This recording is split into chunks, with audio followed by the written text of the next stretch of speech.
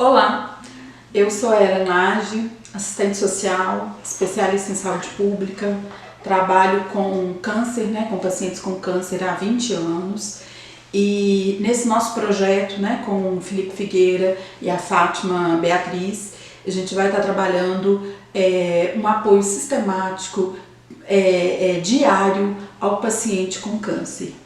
Esse grupo serão 21 dias, onde a gente vai estar trabalhando alguns temas específicos com relação ao paciente que vivencia o câncer e muito na perspectiva de fornecer apoio, orientação e um acolhimento, um aconchego para esse paciente que está nesse momento difícil. Eu queria citar aqui um pouco essa questão do câncer em si, Porque, gente, o paciente que a gente acompanha, que recebe um diagnóstico de câncer, além do impacto emocional desse diagnóstico, ele vivencia uma questão que é as perguntas que ele começa a se fazer. Por que eu tive o câncer? Por que aconteceu isso comigo? Então o paciente, a princípio, ele até começa a se culpar, por estar vivenciando essa situação. E o que eu digo para esse paciente é que o câncer, a gente não vai ter resposta, Por que aconteceu isso comigo, Então, assim, a gente sabe que o câncer está vinculado a vários fatores, O câncer, o diagnóstico de câncer não tem um fator único. O câncer ele é multicausal, Então tem várias causas que levam o paciente a ter o câncer. E aí, por isso que eu acho que é importante a gente saber um pouco dessa questão da multicausalidade do câncer. Por quê? Para a gente começar a repensar a vida, que é exatamente o que os pacientes fazem.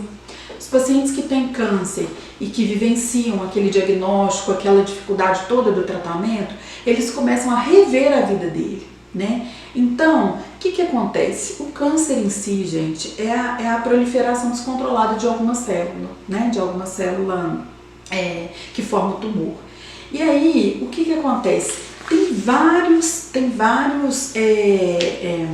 como eu vou dizer, tem vários fatores de risco para o câncer, Eu vou citar aqui em especial o câncer de mama, que é o que eu trabalhei também há muitos anos, lá no Hospital da Previdência, que é um câncer que realmente fragiliza muito a mulher, Porque tem vários aspectos do câncer de mama, Não só o aspecto do tratamento em si da saúde, mas da questão da estética, da questão da autoestima, Então a mulher realmente ela fica muito fragilizada, precisando muito do apoio da equipe e de familiares, Então a mulher fica naquela questão, mas eu fiz a mamografia, eu fiz o autoexame das mamas, mas não necessariamente isso impede que a pessoa tenha ou não câncer, Na verdade, assim, quando a pessoa faz o autoexame, é para ela detectar precocemente o câncer, E também, assim, e através dos exames também, mamografia, ultrassom, Mas tem alguns fatores de risco para esse paciente com câncer, Então, assim, se é um paciente que tem uma idade acima de 50 anos, se ele tem uma história familiar de câncer na família, o paciente que está muito exposto a raio-x, o paciente que menstrua muito cedo ou que teve uma menopausa tardia, o paciente que não teve filhos, a mulher que não teve filhos ou não ter amamentado é também um fator de risco para o câncer.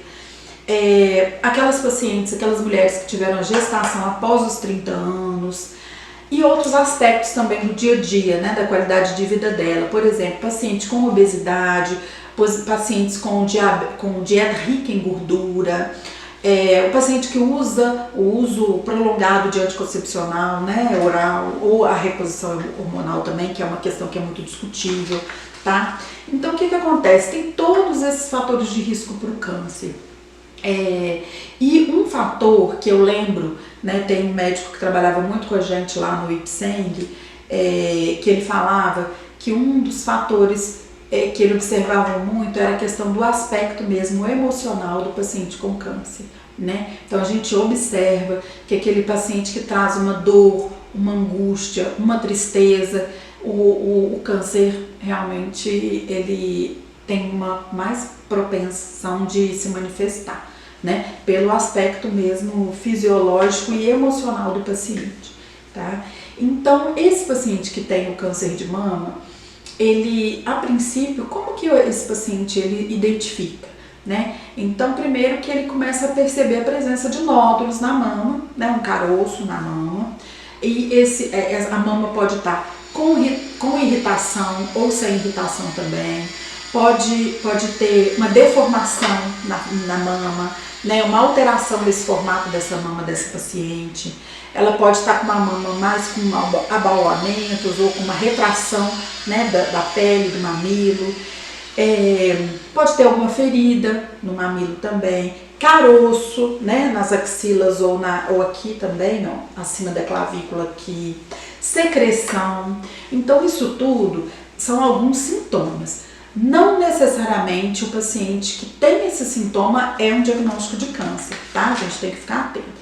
Porque senão a pessoa apavora, já vê que tem uma secreção saindo e ela apavora achando que tem um câncer ali. Não necessariamente, tá? Pode ser às vezes alguma alteração hormonal e tudo, e não necessariamente é um câncer. Mas se você observa alguma diferença nesses aspectos que eu te falei, primeiro passo é procurar uma avaliação médica.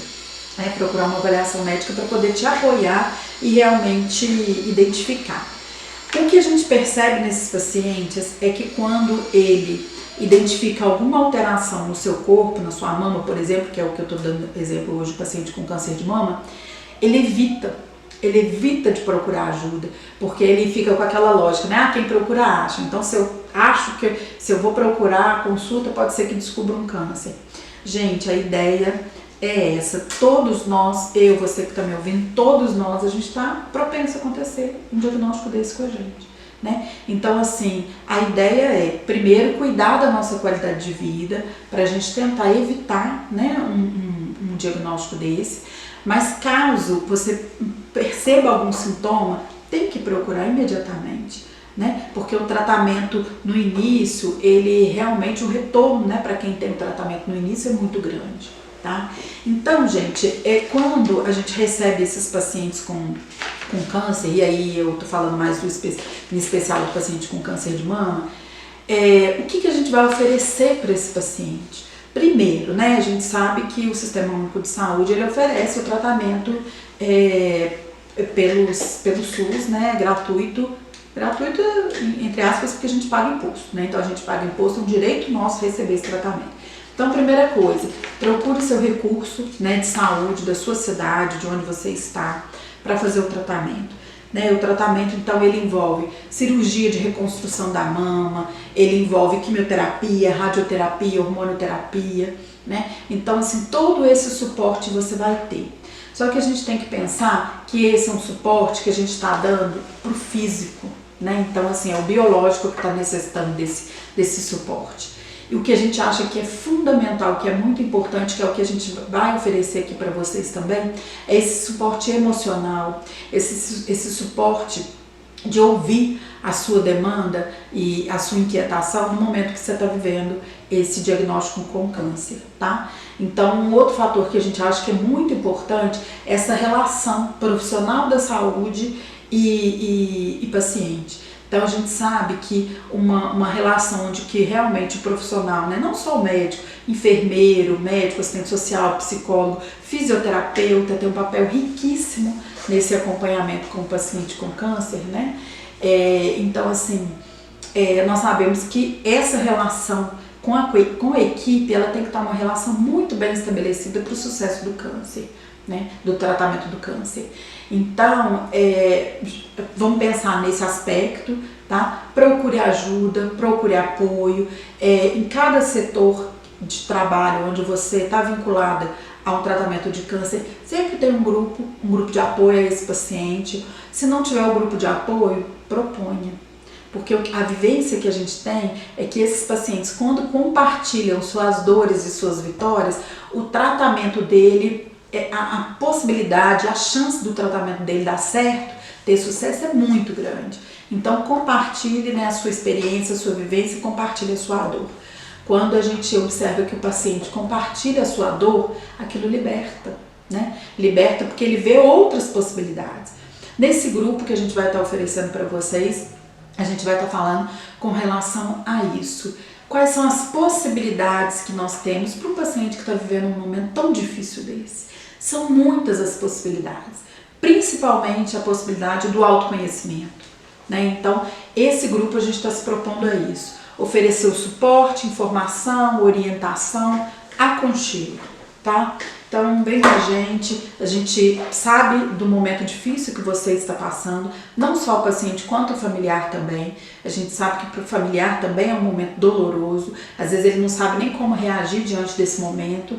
Então, a gente te convida a fazer parte do nosso grupo Aconchego CA, que vai iniciar agora em julho, através de uma parceria nossa, né, Ellen, assistente social, professor Felipe Figueira da Física Quântica e a Fátima Beatriz, que é inclusive uma paciente que vivenciou o câncer, tá bom? Então, fica o convite e a gente vai mandar o link em seguida para você entrar no nosso grupo do paciente e do familiar com câncer, tá bom? Bom dia!